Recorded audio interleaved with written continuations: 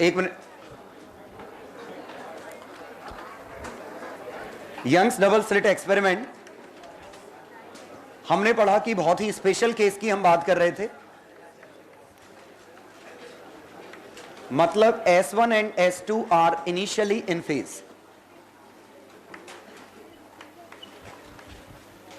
ये दोनों आपस में फेज में थे और इन्हीं से हमने निकाला कि किसी भी इस पे जो डेल्टा आया वो d sin थीटा है और हमारा पैटर्न कुछ ऐसा बना और थीटा क्या है, यहां पे ये थीटा है और इस फिगर में ये डेल्टा है। और अगर थीटा स्मॉल है तो डेल्टा की वैल्यू d sin थीटा को अप्रोक्सीमेटली हमने d tan थीटा लिखा और इसी को dy बाय d लिख दिया, सॉरी dy बाय d, जिससे यह पता चला कि delta is proportional to y। तो for small order maxima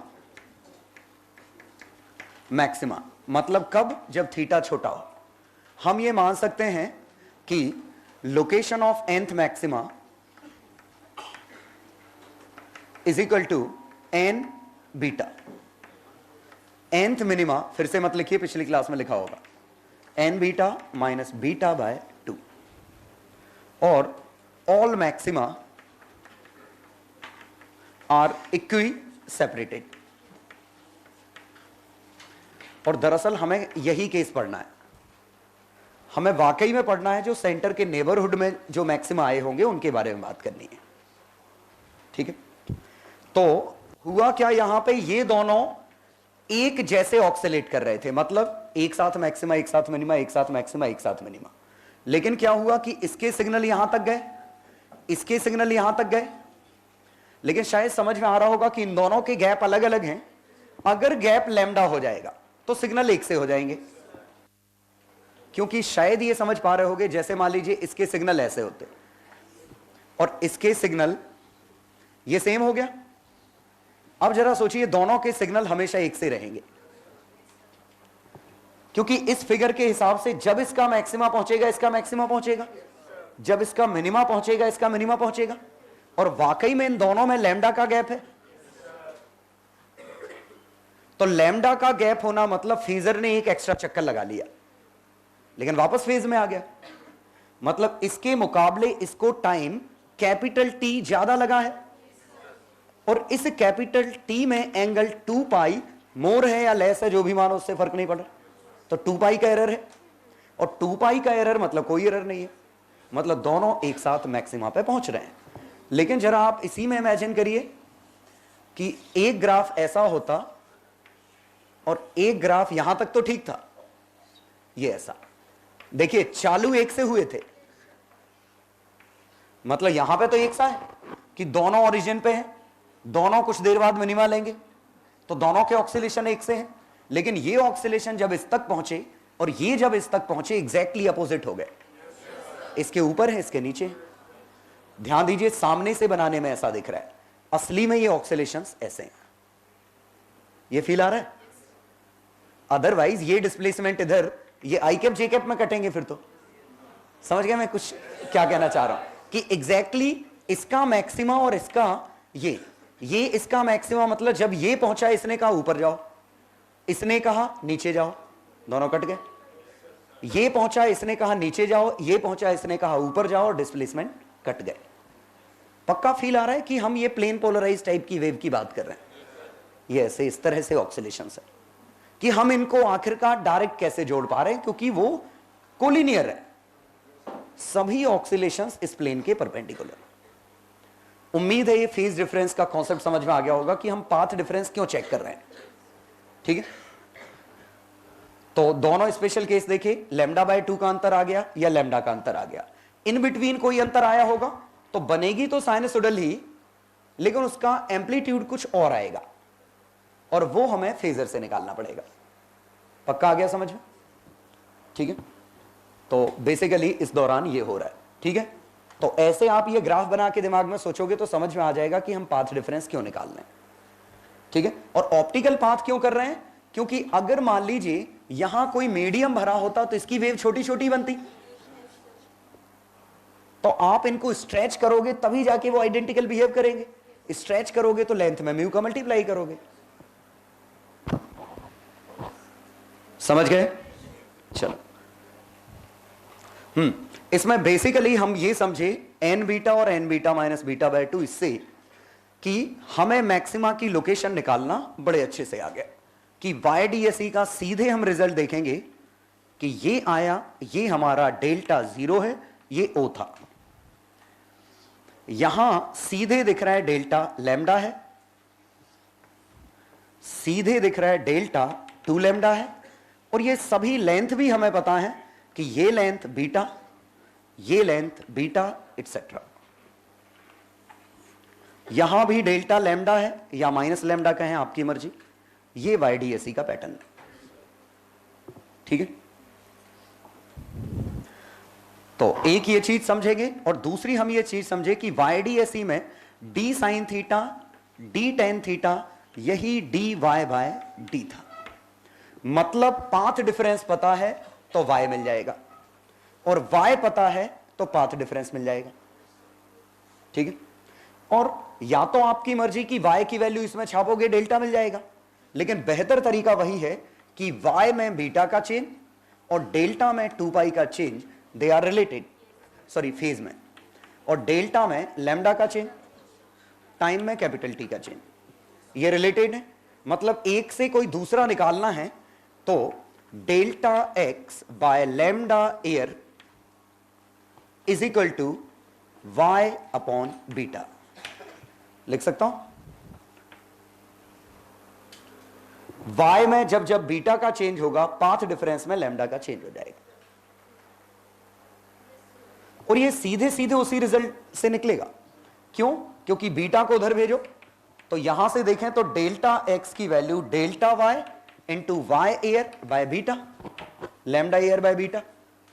beta कितना था? डी लैम्डा बाय डी, तो delta y into d by d, यही फॉर्मूला लिखा है।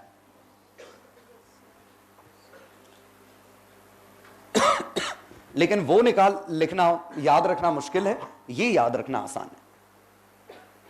समझ गए? तो हम सीधे ये सोच लेंगे, एक नई चीज और ढूंढ लेंगे, ठीक। आपकी मर्जी उससे भी कर सकते हैं, लेकिन उसमें उतनी जल्दी क्लिक नहीं करेगा जितना इसमें क्लिक करेगा। कैसे दिखाता हूं। जैसे मान लीजिए कि आपका बीटा आ गया 2 मिलीमीटर, तो हमसे पूछा फिफ्थ मैक्सिमा कहां है, तुरंत हमने कह दिया 10 मिलीमीटर पे। लिख सकते हैं फोर्थ मिनिमा, तो फोर्थ मैक्सिमा 8 पे आता, 7 mm आया समझ में? पक्का? अब अगर हमसे कहा जाए y इक्वल टू 4/3 मिलीमीटर पे डेल्टा कितना है, तो अब देखिएगा y इक्वल टू 2 मिलीमीटर पे डेल्टा लैम्डा था, तो 1 मिलीमीटर पे कितना है? लैम्डा बाय 2, तो 4/3 मिलीमीटर पे 4/3 लैम्डा बाय 2, 2 लैम्डा बाय 3। पक्का समझ में आया? इसका मतलब अगर फेज डिफरेंस कहा जाए तो वो 4π/3 है। ये फील आया? फेज डिफरेंस 4π/3 है, और ये 4π/3 है, मतलब दोनों के बीच में 240 डिग्री का एंगल है, और ए और ए के बीच में 240 डिग्री का एंगल, तो रिजल्टेंट क्या आएगा? ए। इसका मतलब आई और आई कंबाइन करने पे आंसर आई आएगा। मतलब इस पॉइंट की इंटेंसिटी हमें पता है कि वो आई ही होगी। ये समझ में आया क्या हुआ? सेंटर की इंटेंसिटी 4i है, इस पॉइंट की इंटेंसिटी 4i है। आई क्या है? इंडिविजुअली स्लिट की कितनी है, तो इंडिविजुअली स्लिट का आई, इसका आई कंबाइन करने पे 4i। इससे अपेरेंटली ऐसा लगता है कि एनर्जी गेन हो गई है, कि इंटेंसिटी हमारी 4 गुनी हो गई, डायरेक्ट जोड़ने पे दुगनी आती, लेकिन कहीं कहीं जीरो भी तो है। तो कहीं एनर्जी बढ़ गई है, कहीं एनर्जी कम हो गई है। ऑन एन एवरेज एनर्जी उतनी ही है 2i। पक्का समझ गए? तो यहां 4i आई है, तो कहीं कम भी आई है, कहीं जीरो भी आई है। पक्का फील आ रहा है? तो कोशिश करिए ये थोड़ा समझने की कि ये मैंने क्या कहा। मैंने एक एग्जांपल दिया, बीटा जब 2 mm है तो y की वैल्यू अगर 4/3 mm है, और तो y जब 2 mm था तो डेल्टा लैम्डा था, 1 mm पे डेल्टा λ/2, इतने का चेंज करने पे λ/2 का चेंज आता, तो इतने का चेंज करने पे 2 λ/3 का चेंज आता।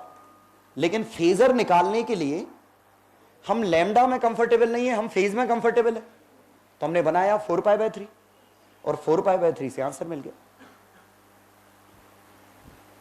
इवन थोड़ा सा और इसमें सोचते हैं कि हमसे उल्टा पूछा होता, कहां पे intensity y where intensity is equal to I max का 3/4। अब जरा समझते हैं I max कितना था, 4i। I max 4i0 था, I0 क्या है इंडिविजुअल का, तो I max 4i0 है, इसका मतलब मुझे कितना चाहिए, 3i0 चाहिए, I net 3i0 चाहिए, जहां इंटेंसिटी 3i होगी। ये तो समझ में आ रहा है यहां कहीं होगी, क्योंकि ये 4i है तो 3i यहां कहीं होगी, लेकिन यहां कहीं कितनी लेंथ पे मुझे ये सोचना था। तो I net अगर 3i0 है तो A net √3a है, और A net √3a कब होगा, 2a के बीच का, जब फेज 60 होगा। 60 में उतना मजा नहीं आ रहा है, π/3 में मजा आ रहा है। जब डेल्टा x λ/6 होगा, जब डेल्टा y β/6 होगा। कुछ समझ में आया? फील हुआ क्या कह रहा हूं मैं? हमसे पूछा कि कब इंटेंसिटी 3i max/4 होगी। पहले हमने ये सोचा I max 4i0 है, I0 क्या है इंडिविजुअली स्लिट का कितना है, तो ये 3i0 आया, तो एम्पलीट्यूड √3 है, A और A का रिजल्टेंट √3 है। कब होगा वो हमने देखा, जब 60 डिग्री एंगल बनेगा, और 60 डिग्री एंगल के लिए पाथ डिफरेंस λ/6 चाहिए, 2π पे लैम्डा, पाई पे λ/2, तो π/3 पे λ/6, और लैम्डा पे बीटा था, तो डेल्टा y कितना है, β/6। तो हमें ये मिल गया कि इससे β/6 ऊपर या β/6 नीचे, और शायद सिर्फ इससे ही β/6 ऊपर नीचे नहीं है, हर जगह से β/6 ऊपर नीचे, तो y equal to n beta plus minus β/6 उसका आंसर है। ये समझ आया? हर मैक्सिमा से β/6 नीचे, β/6 ऊपर। और इसी को आप सोचिए कि डेल्टा x मुझे चाहिए n लैम्डा प्लस माइनस λ/6, इसी से समझिए कि फेज चाहिए मुझे 2n पाई प्लस माइनस π/3। अब समझ में आया? ये एक ही चीज है। क्लियर? तो YDSE मतलब हम बहुत ही आसान वाला केस पढ़ रहे हैं और वही आएगा। ठीक है, तो अगले क्वेश्चन में मैं क्वेश्चन दे रहा हूं जिसमें मैं लगभग ये सभी चीजें क्लब अप करूंगा। हाँ, यहां बहुत जरूरी चीज ये समझनी है कि I max जब लिखा है कंस्ट्रक्टिव इंटरफेरेंस वाली इंटेंसिटी, 4i0 की वैल्यू I max है। ऑब्वियसली 4i0 हम तभी कहेंगे जब इन दोनों सोर्सेस की इंटेंसिटी I0 हो। इन दोनों की अगर बराबर है तो मैक्सिमा 4 गुना आएगा, मिनिमा 0 आएगा। अगर बराबर नहीं है तो चेक करना पड़ेगा, क्योंकि अगर ऐसा ही होता कि इसकी ही 2i0 होती और इसकी होती I0, तो मैक्सिमा जो आता वो आता √2 + 1 स्क्वायर I0। फील आया? मिनिमा आता √2 - 1 का होल स्क्वायर I0। अब मिनिमा कंप्लीटली डार्क नहीं होगा, और मिनिमा अगर कंप्लीटली डार्क नहीं है तो यहां पे विजिबिलिटी अच्छी खासी अफेक्ट होगी। बैंड बनने के लिए, बैंड क्लियरली दिखने के लिए जरूरी था कि बीच में डार्क लाइन हो, और वो जितनी ज्यादा डार्क होंगी उतना बेहतर कंट्रास्ट होगा। कंट्रास्ट समझ में आया? कि दो कलर में डिफरेंशिएट करना ही कंट्रास्ट है। ठीक है, आ गया समझ में? जैसे रेड और ग्रीन कंट्रास्ट कलर है। ठीक है, रेड और ग्रीन बिल्कुल कंट्रास्ट कलर है, अलग बगल बगल में हो समझ में आ जाते हैं। लेकिन पिंक और येलो उतना कंट्रास्ट नहीं है जितना रेड और ग्रीन में था। कंट्रास्ट जो डेली लाइफ में यूज करते हैं उसका इससे कोई लेना देना नहीं। कंट्रास्ट मीन्स समझ गए, क्लियरली समझ में आ जाए ये अलग है ये अलग है। तो हम चाहेंगे कि डार्क परफेक्टली डार्क हो, तो दो ब्लैक लाइन के बीच में ब्राइट समझ में आ जाएगी। लेकिन नेकेड आई से ये बहुत मुश्किल है। नेकेड आई से अगर आप इस पैटर्न को देखोगे आपको हर जगह रफली सेम ब्राइटनेस लगेगी, क्योंकि नेकेड आई से आप नहीं बता पाओगे इट इज स्लाइटली ब्राइटर। समझ गए ना? तो नेकेड आई से हम नहीं बता पाते कि ये स्लाइट ब्राइट है, ये हल्का सा कम ब्राइट है। हाँ, ऐसा होगा तो हम बड़ी आसानी से बता देंगे क्योंकि ये परफेक्ट डार्क है। तो anyway, default Young's double slit experiment में वाकई में इंटेंसिटी बराबर थी। आई मैक्स 4 आई है, डार्क कंप्लीटली डार्क है, साइन थीटा छोटा है, और ये सब काम कर रहे हैं। ठीक है, तो कुछ नहीं दिया तो डिफॉल्ट वाईडीएसई के अजम्पशन ट्रू है।